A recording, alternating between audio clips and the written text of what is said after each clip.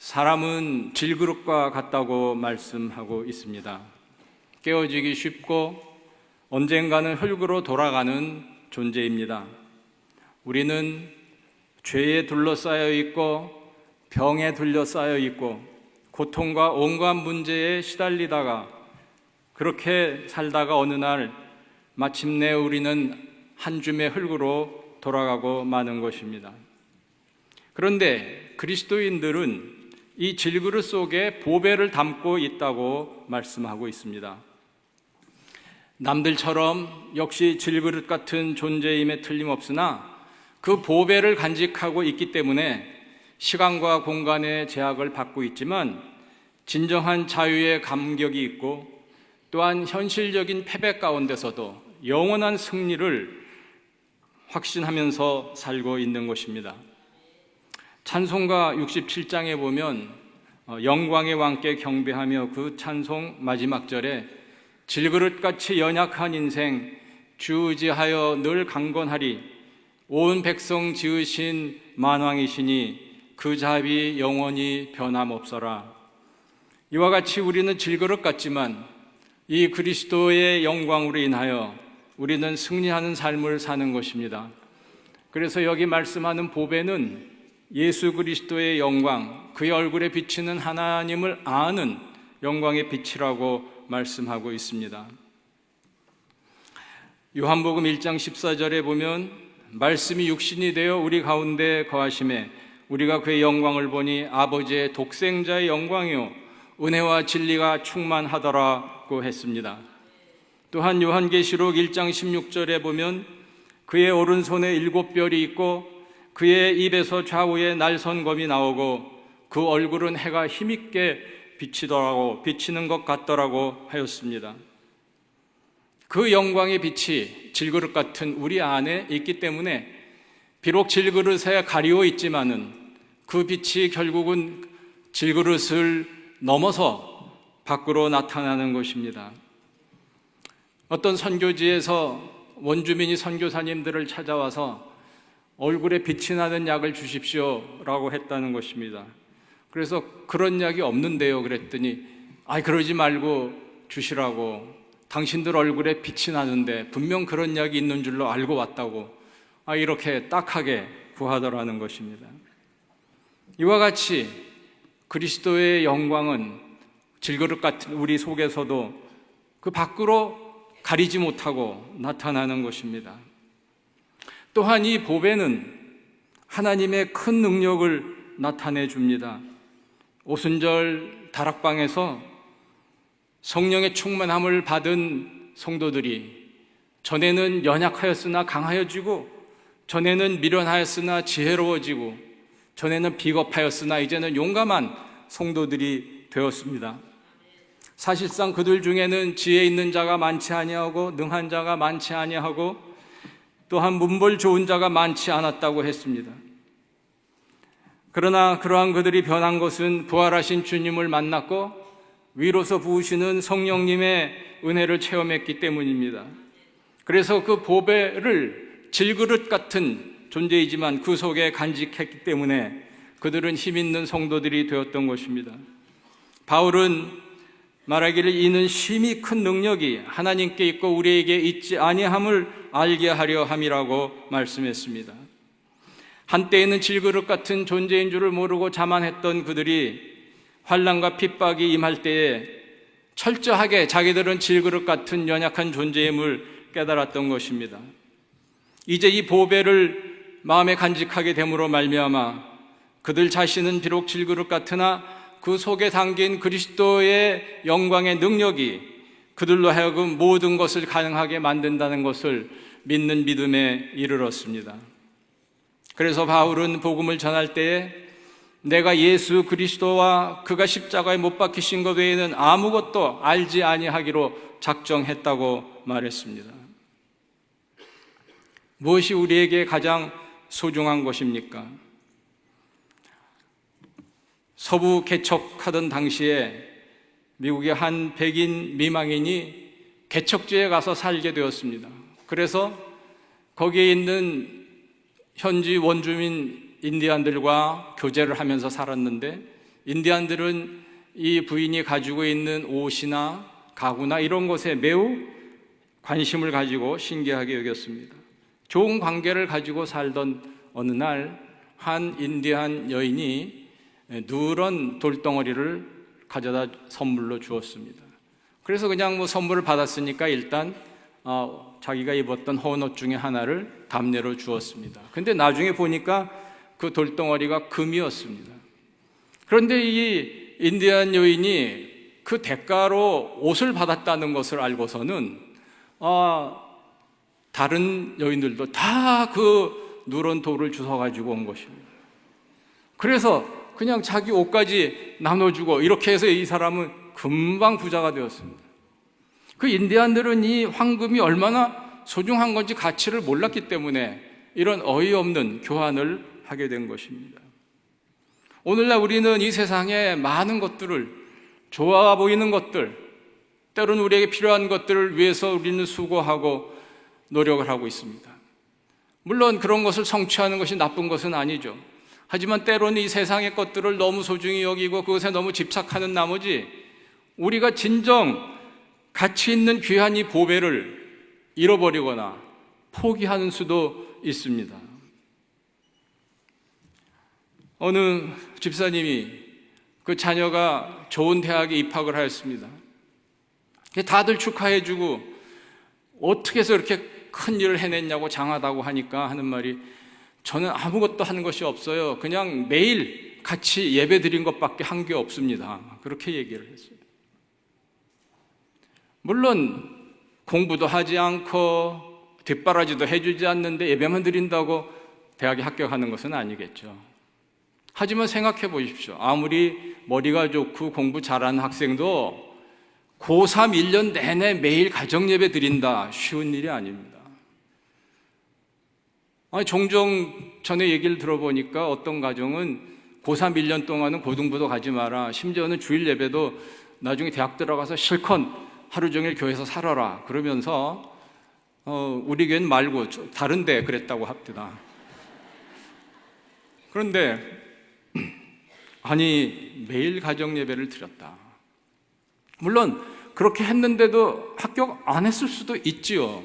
그렇지만 그랬다고 하더라도 결코 이것은 손해보는 일이 아니었다고 생각합니다. 왜냐하면 이 보배를 잃지 않았기 때문이죠. 그리고 지금 참 예배드리고 또 그래서 사명감을 가지고 열심히 공부한 끝에 대학에 합격을 했지만 진짜 성공한 것은 대학에 합격한 것이 아닙니다. 그러한 어려운 상황 중에도, 그렇게 바쁜 중에도 이 소중한 것을 잃지 않기 위해서 하나님을 붙잡고 예배드렸던 것이 그 자녀의 평생을 통해서 가장 소중한 성공이었을 것입니다. 이것은 우리의 삶 가운데 그리스도의 능력이 나타나는 것입니다. 또한 이 보배는 고난 가운데 더욱 빛이 납니다. 본문에도 보니까 성도들은 사방으로 우겨쌈을 당하여도 쌓이지 아니하며 답답한 일을 당하여도 낙심하지 않는다고 했습니다. 정치적 압력과 군사적 힘으로 몰아붙일 수 있을 것 같은 그런 연약한 존재이지만은 탱크가 지나간 자리에 다시 그 풀이 돋아나는 것처럼 참으로 강인하고 끈질긴 힘을 가진 것이 그리스도인들입니다. 이는 교회사가, 인류의 역사가 증명하고 있습니다. 초대교회 성도들이 그러했고 오늘날의 공산권이나 이슬람권에 있는 성도들이 그러합니다. 그런데 편안한 환경에서 자유롭게 신앙생활하고 있는 우리는 어떤지요? 유럽 교회는 완전히 무너졌습니다. 미국 교회도 지금 위태하다고 합니다. 이제 그래서 한국 교회와 중국 교회가 어떻게든지 세계 선교의 마지막을 감당해야 되는 이러한 위치에 있습니다. 아직도 우리 속에 역사하신 하나님의 능력을 체험하지 못하고 깨닫지 못하고 신자이지만 무력한 삶을 계속하고 있다면 정말 우리는 다시 한번 하나님 말씀을 붙들어야 할 것입니다. 바울은 에베소 교회 성도들에게 에베소서 1장 17절에 이렇게 말씀하고 있습니다.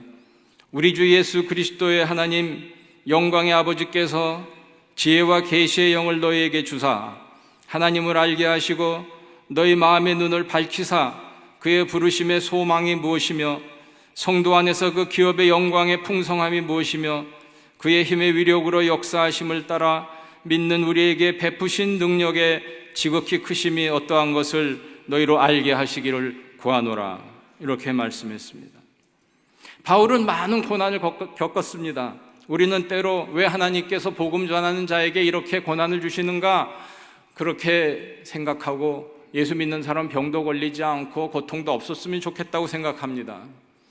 그러나 이 고난이 우리의 연약함을 깨닫게 해줍니다. 그래서 정말 우리 인간의 한계를 깨닫게 하고 또 우리가 죄인임을 일깨워 줍니다. 만약 정말 아무런 고난이 없다면 우리는 하나님을 잊고 살기가 쉬운 그러한 인생이기 때문입니다. 그래서 바울은 고린도후서 12장 10절에 그러므로 내가 그리스도를 위하여 약한 것들과 능력과 궁핍과 박해와 공고를 기뻐하노니 이는 내가 약한 그때의 강함이라고 말씀했습니다. 그리하여 많은 사도들과 우리 믿음의 선진들이 한 것처럼 정말 우리 인생에 이 연약한 질그릇이 금이 가고 깨어질 때에 더욱더 아름다운 하나님의 영광이 그들을 통해서 나타났던 것입니다. 예수님께서도 우리와 똑같은 연약한 질그릇을 입고 이 땅에 오셨습니다. 육신이 되어서 이 땅에 오셨습니다. 히브리서 4장 15절에 보면 우리에게 있는 대제사장은 우리의 연약함을 동정하지 못하시리가 아니요 모든 일에 우리와 똑같이 시험을 받으신 이로되 죄는 없으시니라고 했습니다. 주님은 그의 입으신 그 질그릇이 깨어질 때에 이 세상에서 가장 아름다운 빛을 발하셨고 인류 역사상 가장 위대한 능력을 나타내셨습니다. 바로 십자가의 능력이요 부활의 영광입니다. 클라우스 스킬러라는 사람이 쓴 Christ Crucified, 십자가에 달리신 그리스도라는 책에 보면 예수님의 십자가상의 고통에 대해서 이렇게 말씀하고 있습니다. 고통의 두 번째 단계에 들어가셨다. 첫 번째 단계는 그 십자가에 눕히고 손과 발에 못을 박고 머리에 가시관을 쓰시고 그 갈보리 언덕에 십자가를 세우는 충격적인 고통. 그러나 그 다음에 오는 고통이 정말 십자가형의 특징적인 고통인데 그렇게 매달려 있는 자체가 엄청난 고통이라는 것입니다. 그래서 이 두 번째 단계에 들어가는 고통을 이렇게 묘사하고 있습니다. 천천히 그러나 확실하게 주님의 피는 그 흐름이 약해지고 있었습니다. 그의 상처는 점점 부어올랐고 엄청난 고통을 일으켰습니다. 혈액순환이 자유롭지 못하여 그의 피는 점차 응고되어 갔고 엄청난 신열이 그의 몸을 삼키고 있었습니다. 이러한 상태에서 주님이 하신 말씀은 아버지여 저들을 사하여 주옵소서 자기들이 하는 것을 알지 못함이니이다. 자신을 못 박는 군병들을 위하여 그 죄를 용서해 주시라고 간구하는 기도를 드렸습니다. 그 다음에 하신 말씀은 같이 십자가에 달렸던 강도에게 내가 진실로 내게 이르노니 오늘 내가 나와 함께 낙원에 있으리라. 그의 영혼을 은혜로 구원하셨습니다. 또한 십자가 밑에 있는 육신의 어머니 마리아와 사랑하는 제자 요한을 향하여 여자여 보소서 아들이니이다. 보라 내 어머니라. 육신의 어머니와 사랑하는 제자를 그러한 고통 가운데서도 챙기신 사랑, 여기에 하나님의 놀라우신 자비와 은혜, 또한 한 인간으로서의 가장 아름다운 사랑을 그 순간, 질그릇이 깨어지는 순간 나타내 보이신 것입니다.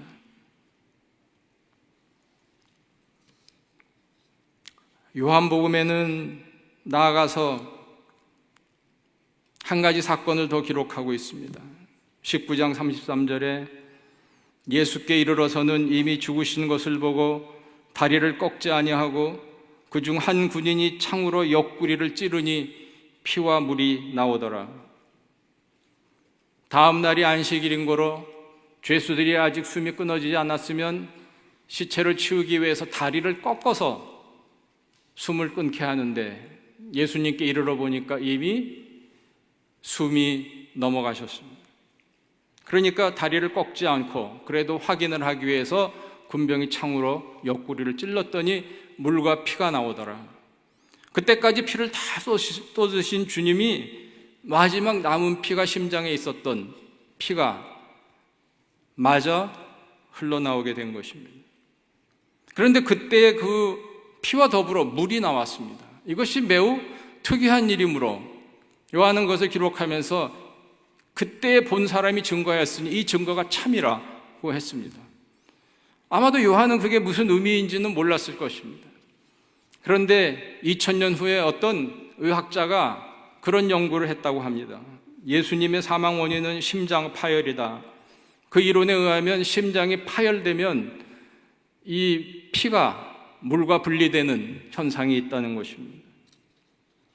그것은 우리는 확실히 알 수 없는 일이지만은 어쨌든 예수님이 그렇게 빨리 운명하신 것은 보통 사람과는 다른 엄청난 특별한 고통이 있었기 때문이 아닌가, 그렇게는 다들 생각합니다. 그런 고통을 받으신 주님은 그 고통 가운데서 우리에게 가장 아름답고 우리에게 가장 위대한 선물인 대속의 은혜, 우리의 영혼의 구원을 이루셨습니다. 할렐루야. 이와 같은 주님의 아름다움을 뒤따르는 많은 사도들과 순교자들이 사도 베드로나 폴리캅이나 또는 주기철 목사님 같은 분들이 그들의 질그릇이 깨어질 때에 아름다운 이 보배의 영광의 빛이 사람들에게 나타났던 것입니다. 물론 이분들은 특별히 순교자로 세우셨기 때문에 하나님의 특별한 은혜와 사랑과 또 하나님의 영광을 거두시기 위하여 그러한 능력의 모습을 보였을 것입니다. 그러면 우리 같은 평범한 성도들은요, 우리 같은 보통 성정을 가진 사람도 이 보배가 나타나는 데는 구별이 없습니다. 에드워드 웰치가 쓴 뇌 책임인가 내 책임인가 라는 책이 있습니다. 원제는 Blame it on the brain, 두뇌의 탓을 할 것인가 라는 말인데요. 그 책은 우리가 무슨 문제가 있고 잘못이 있으면 그거는 두뇌가 잘못된 거야, 이런 얘기죠. 어떤 정치인이 마약 거래를 하다가 걸렸는데 기자들이 질문을 했습니다. 어떻게 그런 짓을 할 수 있냐? 그때 이 사람이 태연하게 내가 한 것이 아니오, 나의 두뇌가 한 것입니다, 이렇게 말한 거죠. 말이 안 되는 소리인데 그 날카로운 기자들이 아무 말도 하지 못했다는 것이에요. 왜? 나도 모르는 사이에 또 무슨 새로운 연구가 나왔나?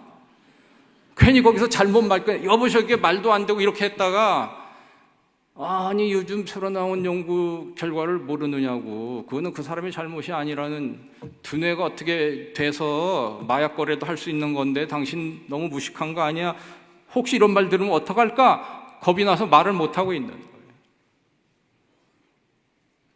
그래서 이 웰치 교수가 정말 우리에게 일어나는 일들이 그런 두뇌의 잘못인가? 아니면 우리 마음의 문제인가? 영적인 문제인가? 그거를 얘기하고 싶어서 카테고리를 셋으로 나누었습니다. 첫째는 아마도 두뇌가 잘못된 것일 거다. 그래서 예로 치매하고 그 두부 손상, 교통사고나 이런 걸로 인해서 뇌를 다치면 실제로 뇌에 손상이 있으니까 뇌의 기능이 잘 안 되는 것이죠.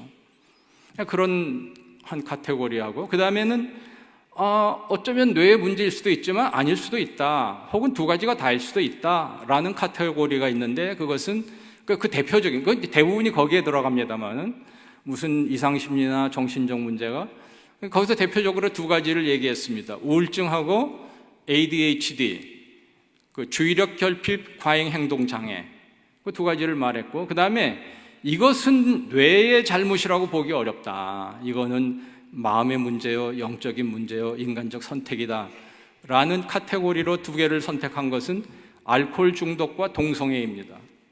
그런 문제를 무슨 뇌가 잘못됐다든지 DNA 때문이라든지 이렇게 얘기를 하지만 그것은 신빙성이 없다. 그거는 본인들의 선택에 의해서 그러한 중독의 자리에 들어간 것이다. 그런 얘기죠. 그런데 지금 말씀드리고자 하는 건 이 치매 부분, 정말 무슨 본인의 선택이 잘못된 게 아니라 질병에 의해서, 치매라는 병에 의해서 뇌가 서서히 파괴되는 것입니다. 그런데 그 치매에 걸린 한 노인에 대한 얘기를 하고 있습니다. 70세 된 노인이신데, 할머니인데, 자기 자녀는, 결혼한 자녀가 3사람이 있습니다. 본인은 40대에 미망인이 되어가지고 만성적 우울증에 시달려 왔습니다. 그러다 어느 날 절도죄로 체포되었는데 그 사건을 기억을 하지 못하는 것입니다. 근데 가족들은 거짓말하고 있다고 생각을 했습니다. 그래서 이제 복지센터에 보냈는데, 복지센터에서 그만 자꾸 화를 내고 또 커피와 도넛을 금방 잡수셨는데 왜 나는 도넛 안 주냐고 또 달라고 하고, 이런 일이 자꾸 생기니까 그 센터 사람들이 이거 우리가 감당이 안 됩니다. 도로 모셔가십시오. 이게 처음에는 의사들이 이거 치매 같다고 했을 때에 믿지 않았으나 결국은 받아들이기로 했습니다. 그래서 큰 따님 댁에 모셨어요. 근데 이분은, 자녀들은 다 교회를 가는데 본인은 무신론자세요. 그래서 점점 정신이 흐려가서 사람도 잘 못 알아보는데도 예수님, 하나님, 교회 얘기만 나오면 정신이 똑바로 돌아와요. 그리고 그 자녀들에게 하는 말이, 나는 너네들의 예수가 필요 없어. 확실하게 항상 얘기를 하는 거예요. 그래도 이 자녀들은 주일날만 되면 꼭 교회로 모시고 가고 또 이 어머님을 위하여 기도하고 그렇게 지내왔습니다. 근데 어느 날 교회를 갔다 돌아오는데 하시는 말씀이, 내가 옛날 친구들한테 못할 짓 한 것을 용서를 받아야 될 텐데, 이런 말을 혼잣말처럼 하시는 거예요. 그러니까 자녀들이 깜짝 놀라서 이거는 하나님이 주신 기회인가 보다. 그래가지고 열심히 예수 그리스도와 그의 용서에 대해서 말씀을 하고, 그래서 마침내 예수님을 나의 구주로 영접을 하셨다는 것입니다. 그 후로는 이분이 정신이 좀 혼미하지만 종종 좀 좋아지고 그러면 모르는 분을 처음 만나도 당신은 나의 예수님을 사랑하시나요? 이렇게 꼭 물었다는 거예요. 근데 이렇게 표현하는 것도 오래 가지는 못했습니다. 점점 언어장애가 와가지고 이제 나중에는 말을 잘하지 못하게 되었는데, 그때에도 친족들이, 특히 믿지 않은 친척들이 와서 봤을 때 이 할머니의 얼굴에 있는 기쁨과 또한 그가 가지고 있는 태도 속에서 진정한 평안을 보고서 모두 놀라고 이것이 웬일인가 했다는 것입니다. 그러므로 고린도후서 4장 16절에 그러므로 우리가 낙심하지 아니하노니 겉사람은 후패하나 우리의 속은 날로 새롭도다.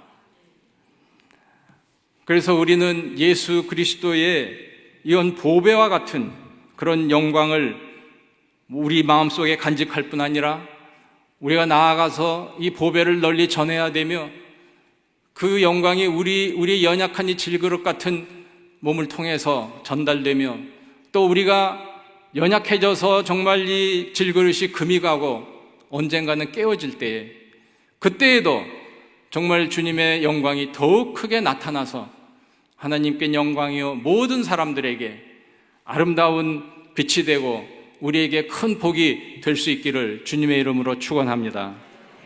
기도드리겠습니다.